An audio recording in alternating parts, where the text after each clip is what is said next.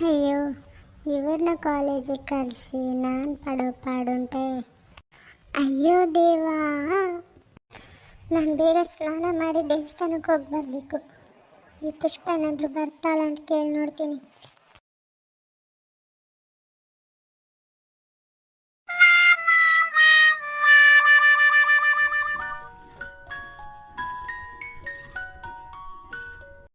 ಹಬ್ಬ, ಈ ಮನೆ ಕೆಲಸ ಎಲ್ಲ ಮುಗಿಸ್ ಕೂತ್ಕೊಳ್ಳುವಷ್ಟರಲ್ಲಿ ಜೀವನೇ ಹೋದಂಗಿರುತ್ತೆ.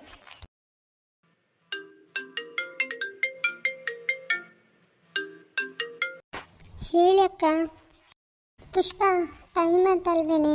ನೀನೇನು ಸ್ನಾನ ಮಾಡಿಬಿಟ್ಟಿಯಾ ಇಲ್ಲ ಇನ್ನು ಮಾಡಬೇಕಾ? ಅಯ್ಯೋ ಅಕ್ಕ, ಹೌದಲ್ಲ, ನಾನು ಇನ್ನು ಸ್ನಾನ ಮಾಡಿ ಹೊರಡ್ಬೇಕಷ್ಟೇ ಅಕ್ಕ. ಈ ಮನೆ ಕೆಲಸ ಎಲ್ಲ ಯಾರಿಗೆ ಬೇಕು? ನಂದೊಂದು ಅತ್ತೆ ಇದೆ ಅಲ್ಲ, ಕತ್ತೆ, ಎಲ್ಲ ಹೋಯ್ತಾ ಅಂತ ಗೊತ್ತಿಲ್ಲ.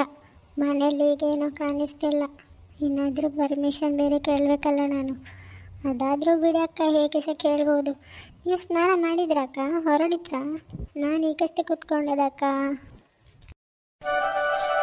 ಹೌದಾ?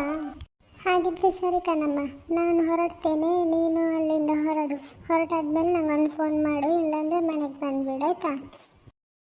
ಸರಿನಕ್ಕ ಆಗಿದ್ರೆ. ಅಯ್ಯೋ ದೇವ, ನಮ್ಮ ಅತ್ತೆ ಬಂದ್ಬಿಟ್ಲಲ್ಲ.